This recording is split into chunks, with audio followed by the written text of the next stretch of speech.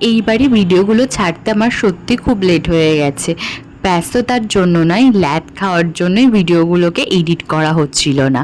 এই দিনকে ছিলাম মামা বাড়িতে আর প্রচণ্ড গরম পড়েছিল, যার জন্য মেশোরা গেঞ্জি আর হাফ প্যান্ট পরেই বসে গেছে। ফার্স্টে দিদা আশীর্বাদ করছিল আমার বড় মেশোকে, আর ছোট মেশোও ছিল সঙ্গে, আর ভাই বসেছিল মাঝখানে দুজনের। এই দিনকে তো প্রচণ্ডই গরম ছিল, আর তার মধ্যে ফ্যানটাকে অফ করে দেওয়া হয়েছিল, আর প্রচণ্ড গরম লাগছিল মেশোদের।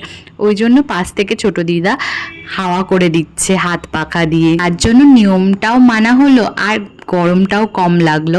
এই যেখানে তো ভাইকেও একটু আশীর্বাদ করে দিচ্ছিল, আর পরে বাবা এসেছিল, বাবা তখন ছিল না, ওর জন্য পরে বাবা আসলে আবার দিদারা দুজনে মিলে আশীর্বাদ করে দিয়েছিল। এই দিনকে তো আমাদের রান্না শেষ হতে হতে প্রায় 5টা বেজে গেছে। তারপরে সবাই তাড়াতাড়ি করে খেতে বসে গেছি। এদিকে আমার দাদুরাও বসেছে। দিন সত্যি ভীষণ গরম ছিল। আমরা তো তাড়াতাড়ি করে খেয়ে উঠে মাঠের দিকে চলে গেছিলাম। বিকেলের টাইমটা না একটু মেঘলা করে এসেছিল আর হাওয়া দিচ্ছিল, যার জন্য একটু স্বস্তি পেয়েছিলাম। নয়তো খেয়ে উঠে বিকেলবেলায় এত কষ্ট হচ্ছিল সবার।